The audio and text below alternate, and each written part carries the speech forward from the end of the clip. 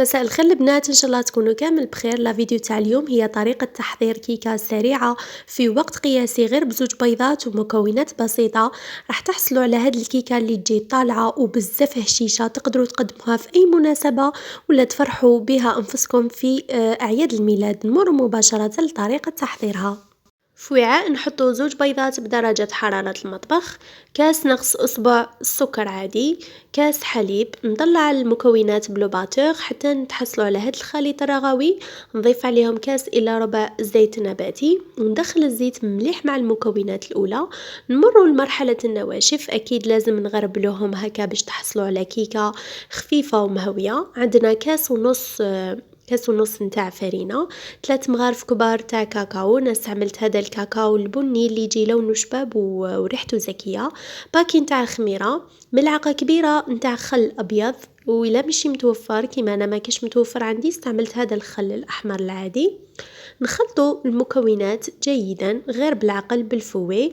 هنا كانت ناقصني فرينة، زدت عليهم ربع كاس على حسب نوعية الفرينة اللي تستعملوها، إذا تشرب ولا ما تشربش. نخلطوا غير بالعقل كما وصيتكم دايما في الكيكات في لي موسكوتشو، لازم تخلطوا غير بالعقل باه ما تجيش الكيكه ديالكم معجنه.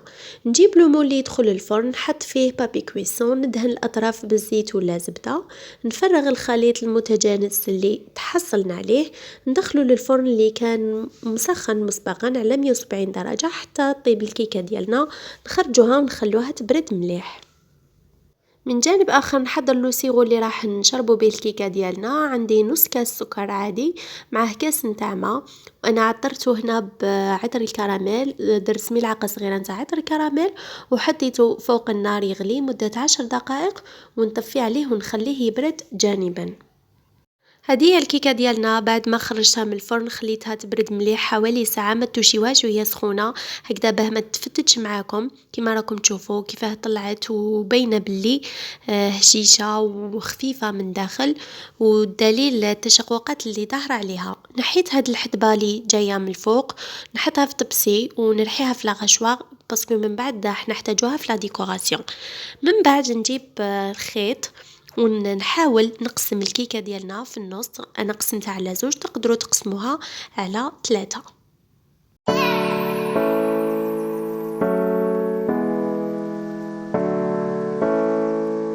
نجيب بورت كاتو اللي راح نقدم فيه الكيكه ولا الطبسي.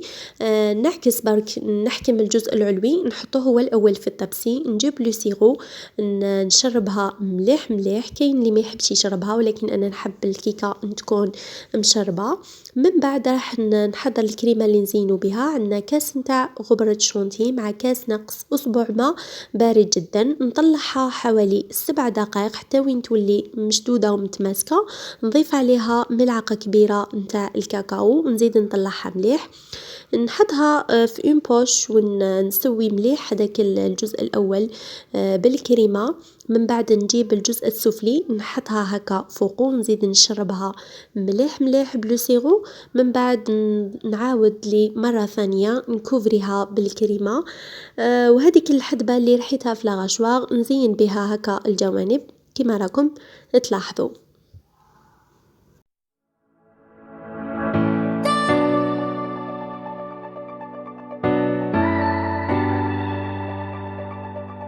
بالنسبة للغاناش انا استعملت هاد الشوكولا اللي جاية بالحليب، قطعتها ولا قسمتها الى قطع صغيرة، حطيتها فوق حمام مائي حتى وين دابت. من بعد ضفت لها علبة نتاع ياغورت ناتور، تقدروا تعوضوه بلا كريم فريش.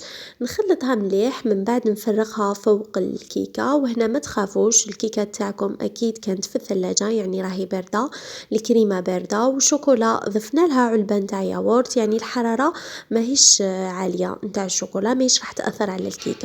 نحاول نسويها مليح. اما بالنسبه للتزيين زينوا بلي متوفر عندكم، انا زينت بلي ماكارون ولا اي شوكولا متوفره عندكم في المنزل. اذا عجبتكم هذه الكيكه ان شاء الله تجربوها وتخلوا لي تعليقاتكم في الاسفل، والى الفيديو القادم ان شاء الله.